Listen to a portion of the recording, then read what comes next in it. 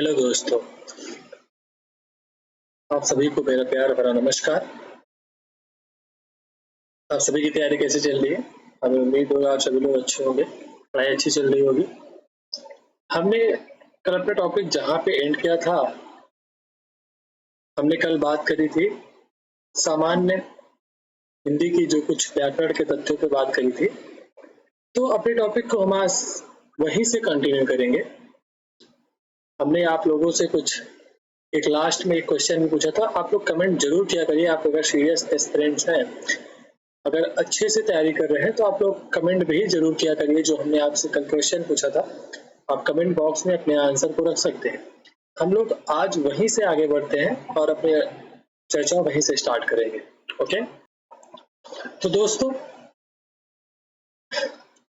हम लोग जो है हिंदी व्याकरण की कक्षाएं अनवरत इसी प्रकार से कंटिन्यू चलेंगी।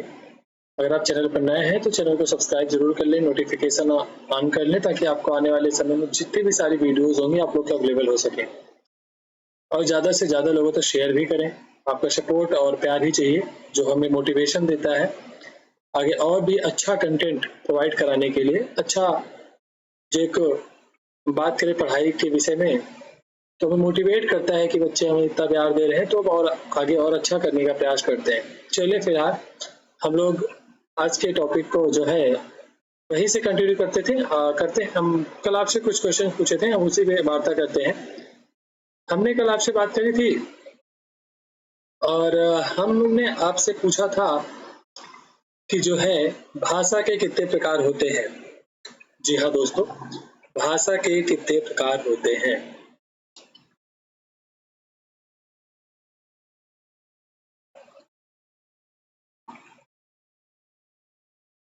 देखिए, आप लोग राइटिंग पे ना जाके थोड़ा सा हमारी बातों पर भी गौर कीजिएगा। तो हमने आपको बताया था 3 प्रकार होते हैं। जी हाँ दोस्तों, हमने पहला बताया था मौखिक,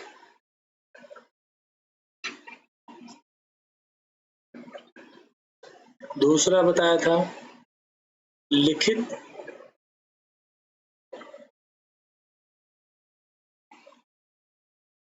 और तीसरा जो लास्ट था वो था सांकेतिक। देखिए, आपको यहाँ पे थोड़ा इस टॉपिक में बोरिंग लग रहा हो, लेकिन ये आधार है। कहते हैं ना, अगर बेस हमारा सही होगा, अगर हमें एक अच्छा मकान बनाना है तो नींव बहुत मजबूत होनी चाहिए। अगर नींव आपकी मजबूत है तो आप अच्छी उस पे कई महले की बिल्डिंग बना सकते हैं।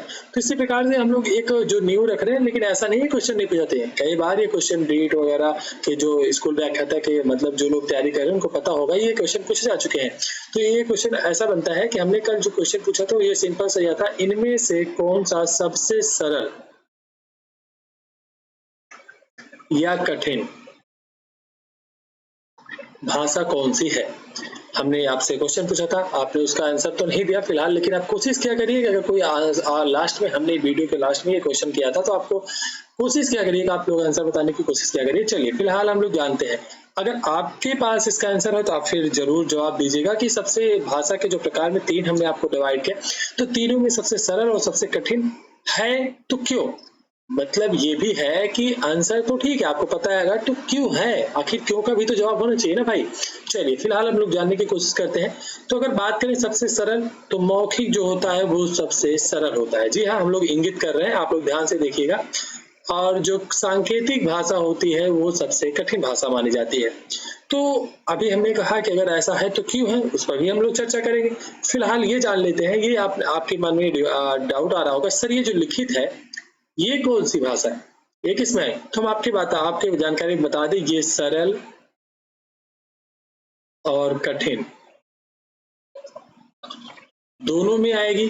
अब आप बोलेंगे ऐसा कैसे हो सकता है। जी हाँ दोस्तों, ये लिखित जो है भाषा के प्रकार में, ये लिखित भाषा जो है सरल भी हो सकती है, कठिन भी हो सकती है। वो कैसे, पहले इसी को समझ लेते हैं। चलिए समझाने की मैं कोशिश करता हूँ, अगर आप चाहें तो लिख भी सकते हैं। वो ऐसे कुछ इस प्रकार से कि जो लिखित भाषा है, अगर उसकी बात करें तो ये सरल और कठिन कुछ इस प्रकार से होगी कि अगर कोई भाषा लैंग्वेज की बात कर रहे हैं ना हम लोग, अगर कोई लैंग्वेज है जो हमें आसानी से पढ़कर समझ में आ रही है तो हमारे लिए तो सरल है।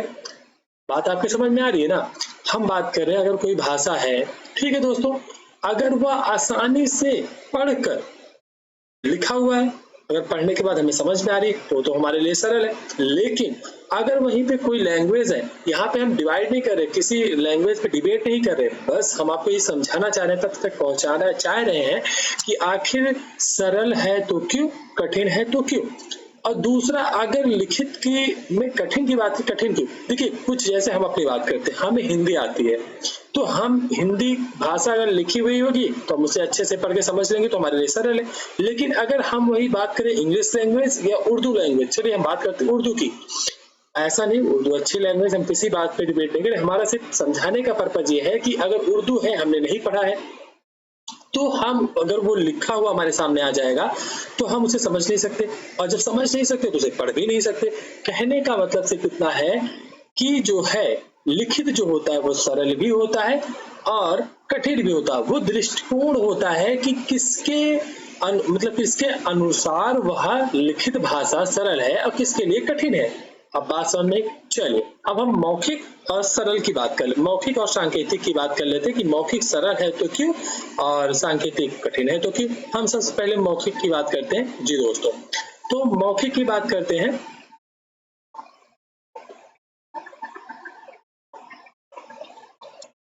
तो हम बात कर रहे हैं कि अगर मौखिक जो है यह सरल है तो क्यों। देखिए हम समझाते हैं अपनी बात। जैसे मान लीजिए दो लोग हैं, ठीक है दोस्तों, जी हाँ दोस्तों, दो लोग हैं, अगर आपस में चर्चा कर रहे हैं तो बात समझिएगा, अगर सामने वाला हम सामने वाले कुछ बताना चाह रहे हैं तो अगर हम कुछ भी बोले तो आसानी से वह उस भाषा को समझ लेगा। आप मेरी बात समझ रहे हैं ना? हमारे कहने का मतलब ये है कि अगर हम किसी को अपनी बात समझाना चाह रहे हैं तो कुछ भी हम बोलेंगे, अगर वह स्पष्ट रूप से बोला गया हो तो सामने वाला आसानी से समझ लेगा। अस्पष्ट रूप का यह मतलब है कि जो भी लैंग्वेज है, जो भी भाषा है, उसे अस्पष्टता पूर्णतया जो है मतलब पूरी तरीके से एक मतलब कहते त्रुटि बस वैसे मतलब साधारणतया बोला गया हो तो वह अच्छे से हमारी बात, हमारी जो हम कहने का विचार होगा वो अच्छे से उस तक पहुंचेगा और हमारी बात को समझ जाएगा। तो इसलिए जो है मौखिक जो भाषा होती है वह जो है सरल होती है। और हम बात कर लेते हैं सांकेतिक की, यह कठिन क्यों होती है। हमने यह कहा कठिन होती है, तो कठिन होती है पर क्यों, चलिए इसकी भी चर्चा कर लेते हैं फिलहाल। तो जैसे हम बात करते हैं, अगर हम आपसे कुछ संकेत करें तो आप, जैसे कि हम थोड़ा प्रैक्टिकली बात करते हैं, तो संकेत इसका मतलब हुआ, सांकेतिक का मतलब संकेत करके किसी को भी अपनी बात बताना, समझाना, इसका ये मतलब हुआ। तो अगर जैसे हम आपके पास ऐसे एक संकेत करते हैं, क्या आप समझ रहे हैं कि इसका क्या मतलब हुआ? देखिए संकेत का जो है, ये जो भाषा है इसका एक निश्चित रूप नहीं है। निश्चित रूप का मतलब ये हुआ कि निश्चित नहीं है कि इसमें संकेत में जो कहा जा रहा है उसका वही अर्थ होगा, ये इसका मतलब हुआ कहने का। तो ये हम आपको समझाना चाह रहे हैं। जैसे फिलहाल कुछ और एग्जांपल्स लेते हैं, आपको फिर और अच्छे से समझ में आएगा। जैसे मान लीजिए कि हम यहाँ पे, जैसे कुछ लोगों के मन में डाउट आता है कि जैसे कि मैं आप जनरली बात करता हूँ, जैसे कहते हैं गाड़ियां जो होती हैं,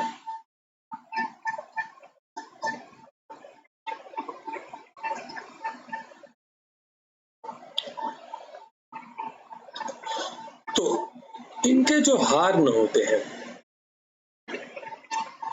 ठीक है, ये कौन सी भाषा के अंतर्गत आएंगे? पहला सवाल तो ये है कि आप बताइए इसमें से मौखिक, लिखित या सांकेतिक, ये कौन सी भाषा में आएंगे?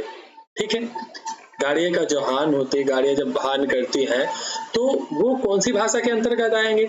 चलिए अब हम थोड़ा सा बात करते हैं कि सांकेतिक जो भाषा है वह जो है कठिन क्यों है। चलिए हम थोड़ा सा दर्शक, जैसे आप कहीं सड़क पे जा रहे हैं, ठीक है दोस्तों, आप सड़क पे जा रहे हैं तो आपको कुछ इस प्रकार से,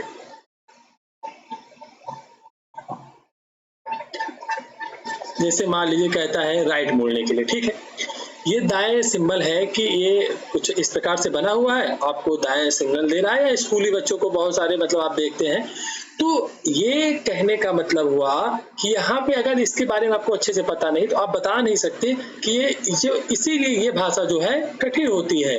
ठीक है, अब भी हमने थोड़ी देर पहले बात करी कि आप बताइए ये जो गाड़ियों का हॉर्न होता है ये कौन सी भाषा के अंतर्गत आएगा। तो कुछ लोग कहेंगे सर जैसे हम मौखिक की बात करते हैं तो जो बोलने के बाद सुनकर ग्रहण की जाती है मौखिक भाषा होती है, जो लिखने के बाद पढ़कर ग्रहण की जाती है लिखित भाषा होती है। कुछ इस प्रकार से आपके मन में हमने कल ये बात बताई भी थी आपको। लेकिन फिलहाल आप जैसे अब हॉर्न की बात करते हैं, ठीक है, तो गाड़ी का हॉर्न तो हमें सुनकर मतलब सुनाई देता है, जाहिर सी बात है सुनाई देता है और हम सुनते हैं उसको ग्रहण करते हैं। तो अब आप बताइए मौखिक भाषा हो या लिखित या सांकेतिक, तो आप इसका आंसर कीजिए। हम आपकी जानकारी के लिए बता दें ये क्वेश्चन पूछा भी जा चुका है एग्जाम में, तो ये बहुत सारे लोगों के मन में डाउट होता है। ये जो भाषा है, ये जो गाड़ियों के हॉर्न होते हैं ये सांकेतिक भाषा में होते हैं। अब तो आपके एकदम से बहुत सारे कंफ्यूजन उत्पन्न हो गए होंगे, मतलब एकदम पहाड़ सा टूट पड़ा होगा सर ये सांकेतिक कैसे हो सकता है। चलिए समझाते। यहाँ पे ये सही बात है कि जो ये है गाड़ी के हॉर्न हम सुन कर ग्रहण कर रहे हैं, कोई हमें मतलब आवाज आ रही है उसे सुन रहे हैं तो मौखिक होना चाहिए, सभी लोग यही सोच रहे हैं। लेकिन ये सांकेतिक भाषा है। ऐसा क्यों, इसके पीछे का कारण हम आपको बताते हैं। ऐसा इसलिए, इससे पहले फिलहाल आप लोग हमें इसका भी आंसर कीजिए कि ये जो भाषा है ये कौन सी भाषा है। तो ये भी आपको हम बता दें आपकी जानकारी के लिए, ये भी सांकेतिक भाषा में ही आता है। अब फिर से आपके मन में बहुत बड़ा डाउट उत्पन्न होगा सर ये तो लिख के बताया जा रहा है, लिखित होना चाहिए, ये तो लिख कर मतलब हमें दर्शाया गया, हमने देखा लिखा था हमने पढ़ा तो लिखित भाषा। जी नहीं, बिल्कुल ही गलत है, आपका अनुमान बिल्कुल ही गलत है, सरासर गलत है। इसके पीछे का रीजन हम आपको बताने की कोशिश करते हैं और समझाने की भी कोशिश करते हैं। इसीलिए हमने आपको बताया हिंदी जो है एक व्याकरण की दृष्टि से देखा जाए तो पूरा एक लैंग्वेज एक सब्जेक्ट है। तो आपको इसे बेसिक से अच्छे से पढ़ते हुए चलना चाहिए, ना कि कोई रटने की ट्रिक वगैरह। हम आपको कोई ट्रिक वगैरह नहीं बताने वाले हैं, यहाँ पे आपको अच्छे से बेसिक से ही कर सीखना पड़ेगा। हमारे साथ आप जुड़े रहेंगे, लगे रहेंगे तो आपको हिंदी को सीखने का एक नया नजरिया मिलेगा। आप कहीं भी इस तरीके से कहीं भी आपको नहीं मिलेगा कि कोई भी आपको इस तरीके से पढ़ाए। अगर अच्छा लग रहा हो तो वीडियो को ज्यादा से ज्यादा लोगों को शेयर कर दीजिएगा और जोड़ने का प्रयास कीजिएगा। चैनल अभी तक सब्सक्राइब नहीं किया तो जरूर कीजिएगा। चलिए अगर हम बात करते हैं लिखित नहीं है असंकेतिक की, क्योंकि हम इसको स्पष्ट कर देते हैं कि जब भी हमें कोई भी भाषा स्पष्टतया बोलकर नहीं बताई जाती है। क्या आप समझ रहे हैं, यहाँ पे लिखा गया है लेकिन जैसे कि हमने कहा हम थोड़ी सी पीछे की चर्चा पहले इसमें चर्चा कर लेते हैं, सॉरी। तो जैसे कि यहाँ पे लिखा है लेकिन ये क्या लिखा है स्पष्ट नहीं है। अगर स्पष्ट नहीं है तो हम इसे पढ़ नहीं सकते, अगर पढ़ नहीं सकते तो वो सांकेतिक भाषा में होगी। ठीक है, अब मेरी बात समझ में आई। कोई भी बात करें तो जैसे कि हमने ये एक उदाहरण लिया, अच्छा जैसे स्कूल बने बहुत सारे बैग लेके बच्चों को दर्शाया जाता है तो वो सारी सांकेतिक भाषा होती है। वो प्रॉपर कोई भी वहां पे लिख के जब तक एक मतलब करें कि बाध्यता एक रूप जो है उसको प्रदान नहीं किया जाता है तब तक वह लिखित रूप नहीं होगा। समझ गई बात। अब हमने पीछे जो एक चीज छोड़ी थी कि हम ये बता रहे थे कि हॉर्न जो है ये सांकेतिक भाषा इसीलिए है कि हमने बोला मौखिक, जब तक हमें स्पष्ट रूप से सामने वाला कुछ बोलकर स्पष्टता नहीं उसको क्लेरिफाई करता है तब तक हम उसे सांकेतिक भाषा ही मानेंगे, मौखिक भाषा बिल्कुल ही मानेंगे। ये दो चीज आपको अच्छे से समझ में आ जानी चाहिए। बहुत ही बेसिक बात है, कोई नहीं बताएगा, जो हम आपको समझाने की कोशिश कर रहे हैं। ठीक है, हमें उम्मीद है कि आप लोगों को ये बात समझ में आई, दोनों बातें आपको समझ में आ गई होगी कि ये सांकेतिक भाषा क्यों और दोनों सांकेतिक भाषा क्यों है। चलिए अब हम अपने टॉपिक पे आगे बढ़ते हैं और आगे बढ़ने से पहले चलिए हम लोग अब देखते हैं हिंदी। जैसे कि हम बात करते हैं हिंदी की, हम हिंदी की ही बात कर रहे हैं तो चलिए इस पे हम लोग चर्चा करते हैं। तो हिंदी की बात करें तो हम इसके 3 मुख्य बिंदु रख लेते हैं। जैसे हिंदी का जो विकास हुआ, जो पृष्ठभूमि है वो एक तो ऐतिहासिक है। देखिए आप लोग नोट्स बनाते चलिएगा, हमारे साथ साथ लिखते भी चलिएगा। दूसरा बात करें तो भौगोलिक दृष्टिकोण से है, देखिए इसको पूरी तरीके से हम आपको समझाएंगे, एक एक चीज यहाँ पे हम क्लियर करेंगे। आप बिल्कुल भी डरिए और बिल्कुल भी हम एक चीज बताएंगे कि ऐतिहासिक दृष्टिकोण से कैसे, भौगोलिक दृष्टिकोण से कैसे, और दूसरा हम बात करें राजनीतिक दृष्टिकोण से हिंदी का विकास हुआ है। ये तीनों पे हम लोग चर्चा करेंगे। देखिए छोटी छोटी बातें हैं, हम लोग चर्चा करेंगे, फिर उसके बाद अपने बात को आगे बढ़ाएंगे। अगर हम बात करते हैं हिंदी का ऐतिहासिक जो पृष्ठभूमि रहा है, पृष्ठभूमि रहा है, दृष्टिकोण से वो कैसे अपने आगे मतलब हिंदी का विकास हुआ है, उसकी हम लोग बात करेंगे। ऐतिहासिक दृष्टिकोण से बात करें तो हिंदी के जो ऐतिहासिक दृष्टिकोण से बात करें तो इसमें सबसे पहले जो आता है, तो सबसे जो हमने कल भी आपको बताया था, जो इसकी मूल भाषा है वो संस्कृत है। हमने क्या बताया, ये मूल भाषा है। ये आप ध्यान दीजिएगा, ये ऐतिहासिक पृष्ठभूमि से है, ऐतिहासिक दृष्टिकोण से हम लोग इसको जानने की कोशिश करते हैं। तो संस्कृत है। अब हम बात करते हैं, चर्चा करते हैं थोड़ा और आगे। तो संस्कृत के भी दो भाग हुए, एक तो वैदिक, दूसरा लौकिक। जी हाँ दोस्तों, आपको हम बता दें, एक तो वैदिक, दूसरा लौकिक। अब हम इसको समझने की कोशिश करते हैं कि वैदिक क्या है, लौकिक क्या है। देखिए दोस्तों, जो ये वैदिक है इसमें जो है, एक मिनट पेन ले लेते हैं। वैदिक है, इसमें जो है वेद, उपनिषद लिखे गए, उपनिषद का विकास हुआ। ये आपको बात अच्छे से समझ में आनी चाहिए। ये लोग वैदिक की बात करते हैं, ठीक है। अब हम बात करते हैं, चर्चा करते हैं लौकिक की। देखिए लौकिक में क्या हुआ, लौकिक में हिंदी जो लौकिक होता है, समझने की कोशिश कीजिए। कहने का ये मतलब हुआ संस्कृत का बिगड़ा हुआ रूप, अर्थात जो प्रचलन में है, हमारे आजकल के जो प्रचलन में है, बोली जाती है, जो हिंदी भाषा बोली जा रही है, उसी को लौकिक रूप कहा जाता है। मतलब आम भाषा, मतलब बोलचाल में जो भाषा प्रयुक्त हो रही है, उसी भाषा को लौकिक भाषा कहा जा रहा है। ठीक है, आप यहाँ तक बात हमारी समझ में आ रही है। चलिए फिलहाल और आगे देखते हैं। जैसे लौकिक भाषा में हम बात करें तो कुछ तथ्यों की, तो इसमें रामायण,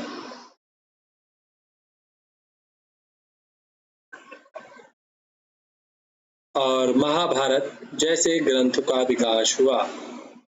ठीक है, ये तो कुछ बेसिक बातें होगी, लेकिन अब इसके और आगे चलते हैं। तो लौकिक के और आगे की बात करते हैं, तो इसमें जो सबसे पहले जिस भाषा का विकास हुआ उसका नाम आता है पाली। अब ये जो क्वेश्चन है, ये जीएस और हिंदी दोनों के दृष्टिकोण से बहुत ही महत्वपूर्ण है। ऐसा क्यों? क्योंकि कई बार क्वेश्चन पूछा जा चुका है। जैसे हम बात करते हैं, इसमें जो सबसे प्रमुख जिस धर्म का विकास हुआ वो बौद्ध धर्म है। पहले तो इस बात को आप लोग को समझना होगा। एक मिनट,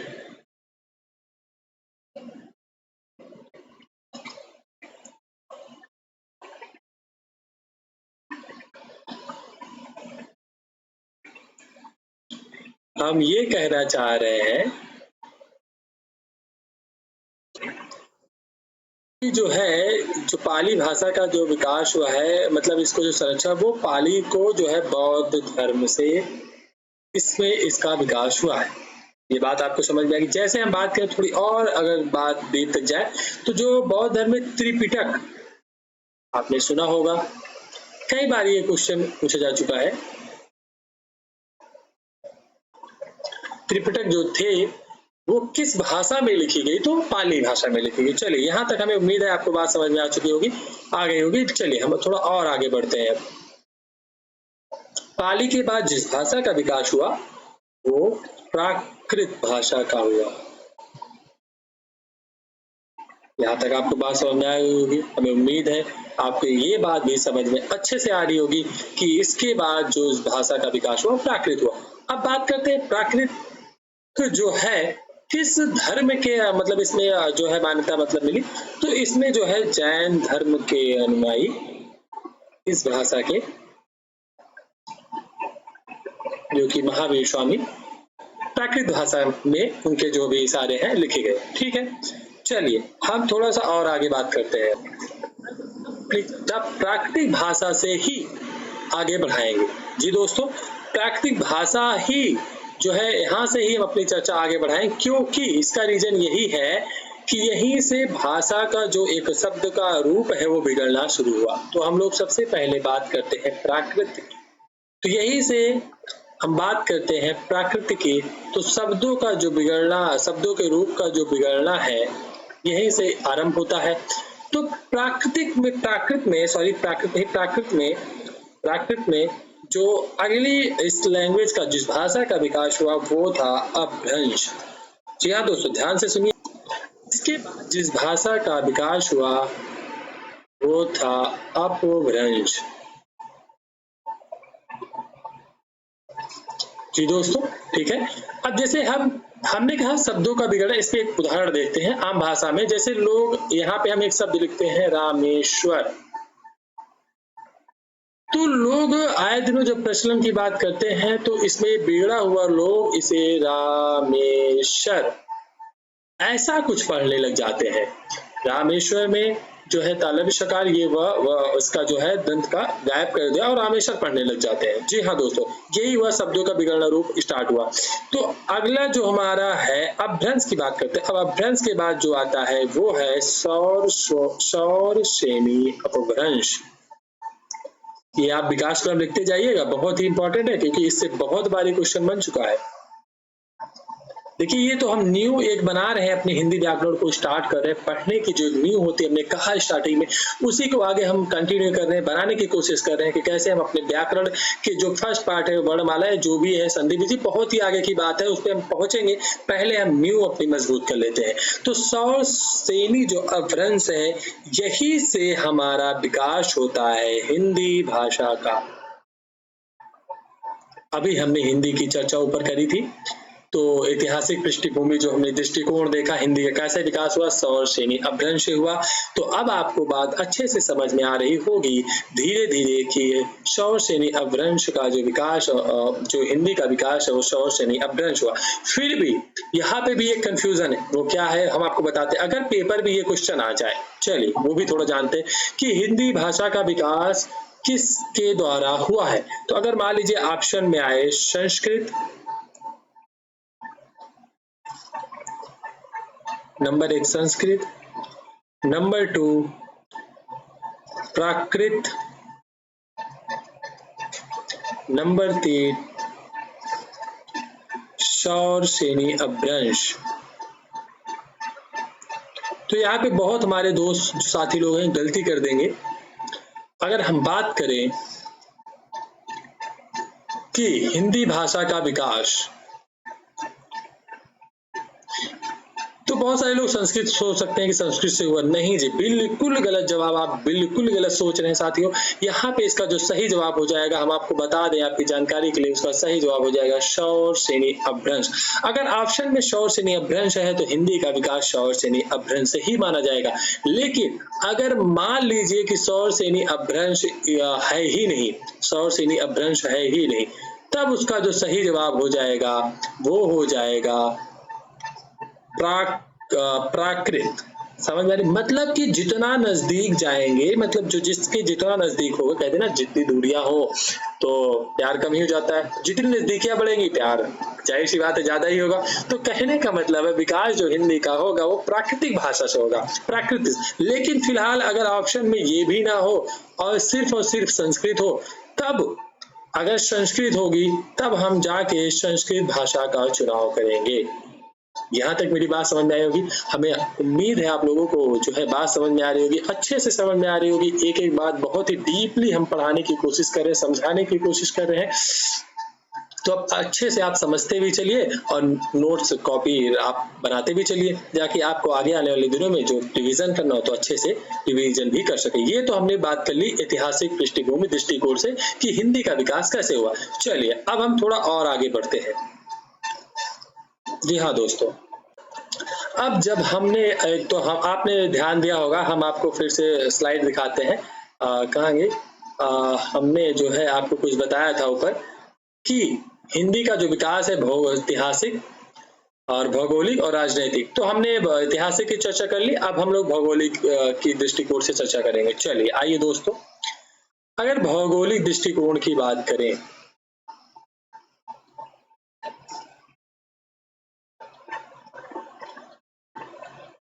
तो भौगोलिक दृष्टिकोण की बात करें तो जो गंगा कहते हैं, गंगा ऊपरी मैदानी जो क्षेत्र है मतलब की बात करें तो उसके एरिया मतलब जितना क्षेत्रफल आता है गंगा यमुना का जो दोआब क्षेत्र है उसके भौगोलिक क्षेत्र में हिंदी का जो प्रचलन बहुत ज्यादा है।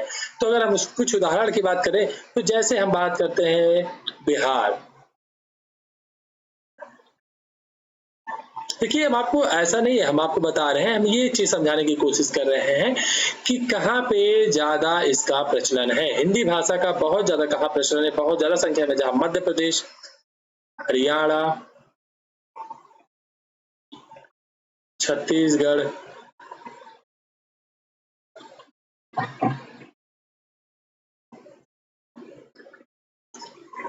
अगर और बात करें तो झारखंड, अब थोड़ी और चर्चा करें तो उत्तर प्रदेश, हमारा उत्तर प्रदेश भाई, हाँ बाबा बुलडोजर वाले। चलिए तो उत्तर प्रदेश की और बात करें दिल्ली। हम ये समझाना, हम ये नहीं बता रहे, हम सिर्फ ये समझाने की कोशिश कर रहे हैं कि जो हिंदी भाषा का जो बहुत ज्यादा प्रचलन है वो किन किन राज्यों में बहुत ज्यादा है, तो वो इन राज्यों में बहुत ज्यादा। इसके बाद बात करें तो राजस्थान, तो इन सब जगहों पे अभी जैसे हम और बात करें तो हरियाणा हो गया, हिमाचल प्रदेश, तो हिमाचल प्रदेश ऐसे कुछ करके लिख देते हैं। तो इन सब जगहों पे बहुत ज्यादा इसका प्रचलन है हिंदी भाषा का। तो ये हो गया भौगोलिक दृष्टिकोण से, ज्यादा इसमें कुछ नहीं समझना है। अब चलते हैं हम अपने नेक्स्ट पे, और हमारा नेक्स्ट होगा जो है, नेक्स्ट पे हम चर्चा कर लेते हैं। नेक्स्ट है हमारा जो है राजनीतिक या संवैधानिक दृष्टिकोण से हिंदी का जो है मतलब महत्व क्या है। तो संवैधानिक दृष्टिकोण या राजनीतिक दोनों कह सकते हैं आप। तो संवैधानिक दृष्टिकोण से जो है हिंदी का विकास क्या रहा है, देखिए सबसे पहले हम आपको कुछ बेसिक संविधान के बारे में बता सकते हैं, बता देते हैं कि आर्टिकल, पहले बात करते हैं आर्टिकल की नहीं, पहले अनुसूची की बात करते हैं। अनुसूची 8, ठीक है। अब भाग की बात करें, भाग 17, और अगर अनुच्छेद की बात करें, देखिए ये अनुसूची है, ये अनुच्छेद है, तो अनुच्छेद की बात करते हैं तो 343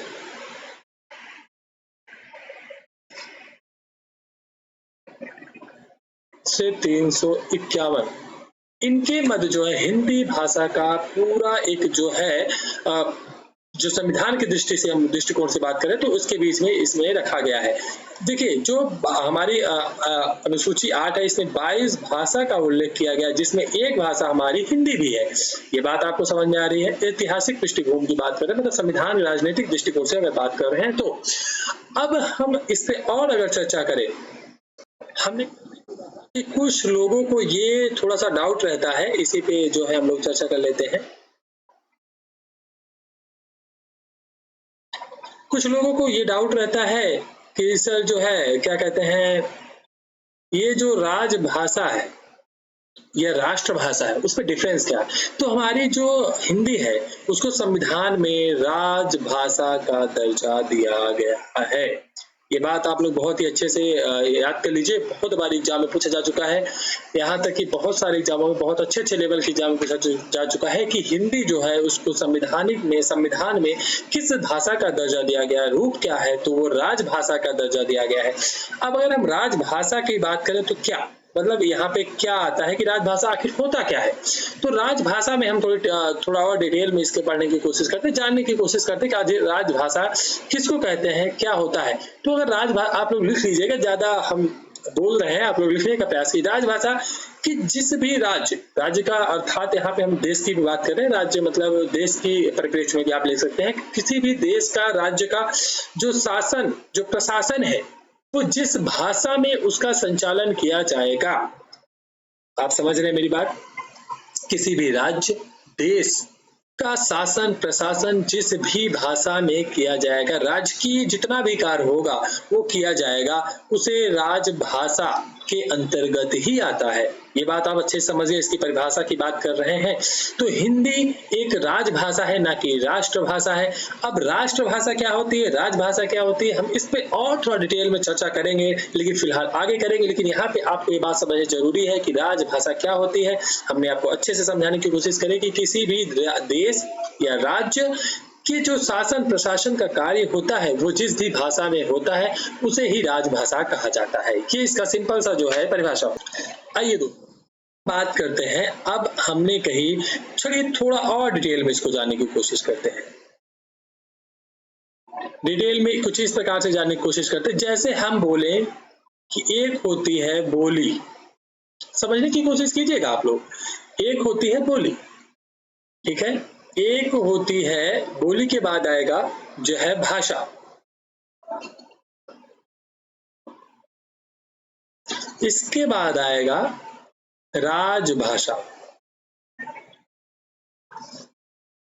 सॉरी, इसके बाद हम बात कर लेते हैं थोड़ी सी, सॉरी एक मिनट दोस्तों। इसके बाद हम चर्चा कर लेते हैं भाषा के बाद हम लोग बात करेंगे मातृभाषा की। चर्चा करेंगे मातृभाषा। देखिए इन सबको हम डिटेल में चर्चा करेंगे, आपको अच्छे से समझाने की कोशिश कर रहा हूं। इसके बाद हम लोग चर्चा करेंगे मातृभाषा के बाद, फिर बात करेंगे राजभाषा। इसके बाद फिर हम लोग चर्चा करेंगे राष्ट्रभाषा। चलिए अब एक एक की बात करते हैं। देखिए बोली क्या होती है। बोली होती है कि जिस भी किसी राज्य में एक छोटे से मतलब जगह की बात करें या प्लेस की बात करें, वहां पे जैसे हम बात करते हैं कि ये मान लीजिए उत्तर प्रदेश है अपना, मतलब उत्तर प्रदेश समझ लीजिए, तो उत्तर प्रदेश में इस जगह पे ये बोली बोली जा रही है। लेकिन जब इस बोली का जो है प्रचलन व्यापक हो जाता है, बढ़ते जाता है, धीरे धीरे बढ़ते जाता है, तो ये जब बढ़ते जाएगा तो इसी यही भाषा बन जाती है। हमारी बात समझ में फिर से समझाने की कोशिश करते हैं। जैसे समझ लीजिए ये पूरी भाषा है, इसके बीच में जो थोड़ी जगह में बोली जा रही है बोली है। बोली थोड़ी सी जगह में बोली जाएगी, लेकिन वो जो बोली है धीरे धीरे प्रचलन में व्यापक रूप से जब बढ़ जाती है तो उसे ही भाषा कहते हैं। इतनी बात। कि बोली का जो क्षेत्र होता है वो सीमित होता है और जो भाषा का क्षेत्र होता है वो व्यापक होता है। बस इतना सा है। चलिए अब इन दोनों में आपको अंतर अच्छे से समझ में आ गया होगा। अब हम समझाते हैं। इन दोनों में हमने समझाया, ये इसका व्यापक, ये सीमित।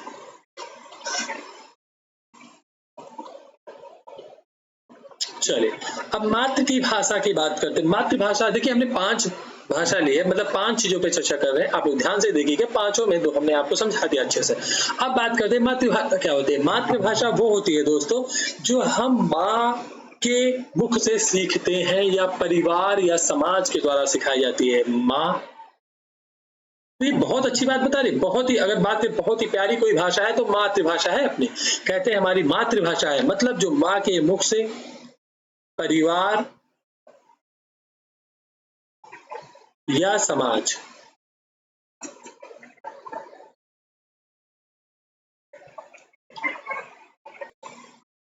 तो हम ये कह रहे हैं कि मातृभाषा जो होती है माँ या परिवार या समाज के द्वारा जो भाषा हम सीखते हैं, जो बोलना सीखते हैं, वही मातृभाषा होती है। सब इन सब भाषाओं में जो सबसे प्यारी भाषा है वो मातृभाषा है, माँ की भाषा है।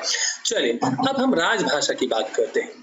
राजभाषा की फिलहाल हमने चर्चा कर ली है, फिलहाल थोड़ा सा और बताते हैं, फिर से एक बार रिवाइज करा देते हैं कि राजभाषा वो होती है जब किसी राज्य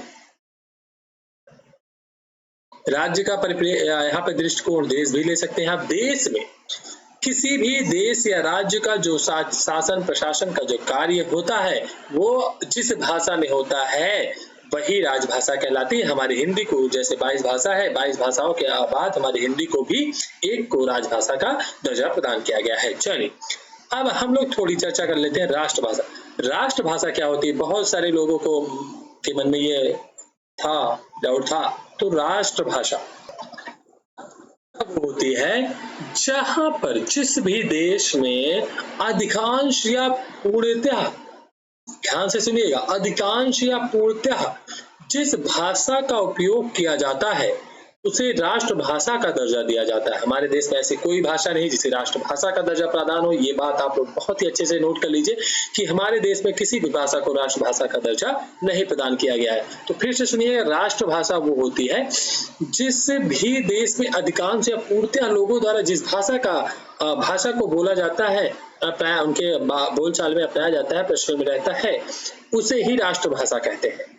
समझ में आ गई बात मेरी? यहाँ तक आप लोगों को अगर वीडियो अच्छी लग रही हो, हमारा आप तक जो हम संवाद हमारा आप तक पहुंचाना चाह रहे हैं, अगर अच्छी लग रही, समझ में आ रही हो तो वीडियो को लाइक जरूर कीजिएगा। और बहुत ज्यादा अगर आप लोगों को हम बात करें तो हम बहुत ही अच्छा पढ़ाने की कोशिश करें, समझाने की कोशिश करें। फिलहाल पढ़ा तो नहीं, भी समझाने की कोशिश कर रहे हैं कि हिंदी का जो व्याकरण का स्वरूप वो कैसे धीरे धीरे बढ़ा है, अग्रसर हुआ है। अगर आपको वीडियो अच्छी लग रही है तो शेयर भी जरूर कीजिएगा। और अगर चलिए हम फिलहाल आपके टॉपिक पर आते हैं, ज्यादा बात नहीं करते हैं। चलिए अब यहाँ से हम लोग थोड़ा अब इतनी चर्चा के बाद, देखिए दोस्तों, इतनी चर्चा के बाद अब अपने हम टॉपिक में पहुंचते हैं, व्याकरण। हमने तो अभी एक पृष्ठभूमि जो है तैयार करी, व्याकरण। जी दोस्तों, व्याकरण बहुत ही महत्वपूर्ण। देखिए व्याकरण की बात करें, ठीक है दोस्तों, व्याकरण की बात करें, सबसे पहले व्याकरण का हम लोग शब्द क्या कहते हैं, शाब्दिक विच्छेद जानेंगे। देखिए यहाँ पे शाब्दिक विच्छेद मैंने बोला है दोस्तों, संधि विच्छेद नहीं बोला। संधि विच्छेद और शब्द विच्छेद में बहुत बड़ा अंतर है। आगे चलकर हम लोग संधि पढ़ेंगे। आपको बता दें, संधि समा हर चीज, हर चैप्टर हम लोग पढ़ेंगे अच्छे से, बहुत ही डिटेल में पढ़ेंगे। लेकिन फिलहाल हम लोग यहाँ पे बात कर रहे हैं व्याकरण, व्याकरण के शब्द विचार की। यहाँ पे संधि विचार नहीं, हमने शाब्दिक विच्छेद की बात करी है, तो इसका होगा शाब्दिक विच्छेद बी धन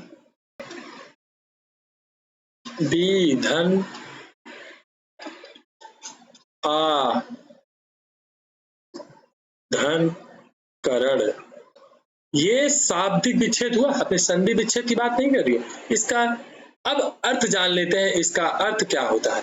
इसका अर्थ होता है भली भांति समझना। मतलब व्याकरण का अर्थ ही होता है भली भांति समझना या भली प्रकार से समझना।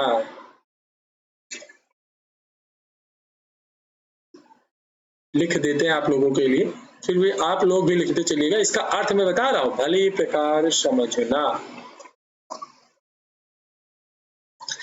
व्याकरण का अर्थ है कि भली प्रकार से समझना। जी दोस्त, अब आप लोगों के मन में ये डाउट आ रहा होगा, क्या भली प्रकार समझना। चलिए और डिटेल में जानते हैं। भली प्रकार से समझना का यहाँ पर मतलब है कि भाषा के, देखिए नंबर 1, भाषा के उच्चारण,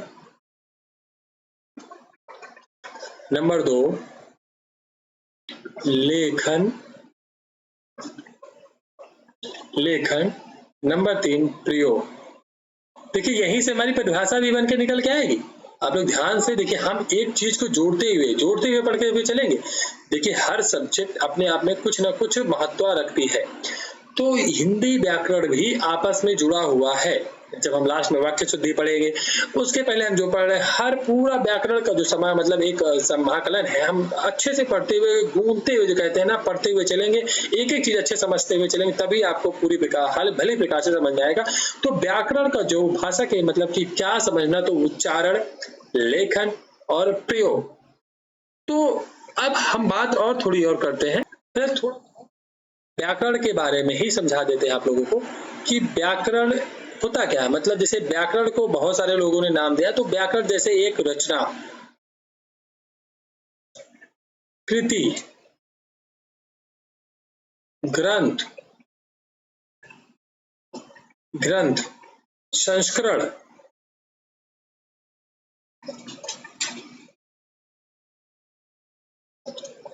हो गया, पुस्तक हो गई, विधा हो गई।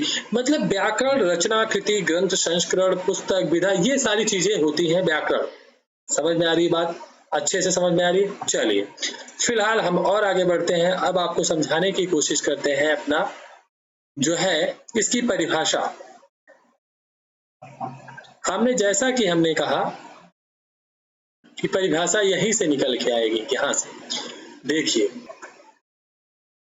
कि व्याकरण जो है यहीं से निकले, तो हम बताते हैं। देखिए व्याकरण हम लिख देते हैं, आप लोग भी साथ में लिखते चलिएगा। व्याकरण वह ग्रंथ है, व्याकरण वह ग्रंथ है जो हमें किसी भाषा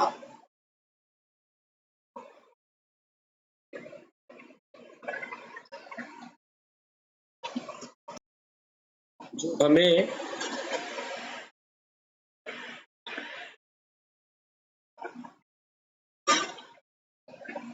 किसी भाषा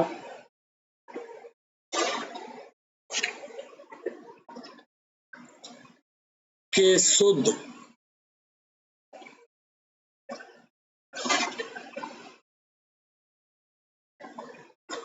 उच्चारण, लेखन, प्रयोग,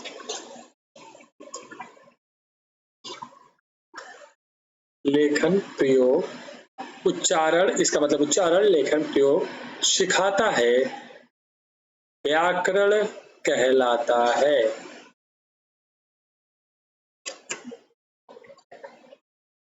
समझ में आई बात दोस्तों?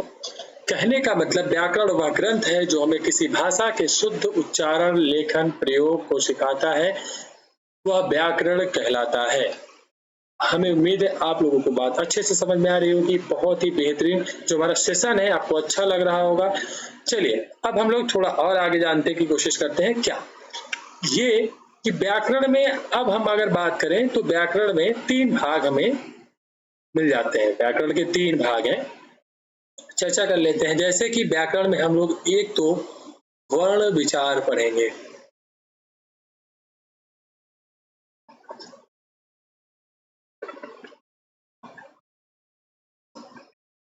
दूसरा पढ़ेंगे शब्द,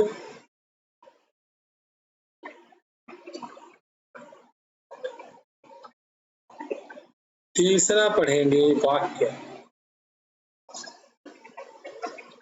समझ में आया दोस्तों? पहला पढ़ेंगे वर्ण विचार, शब्द, वाक्य।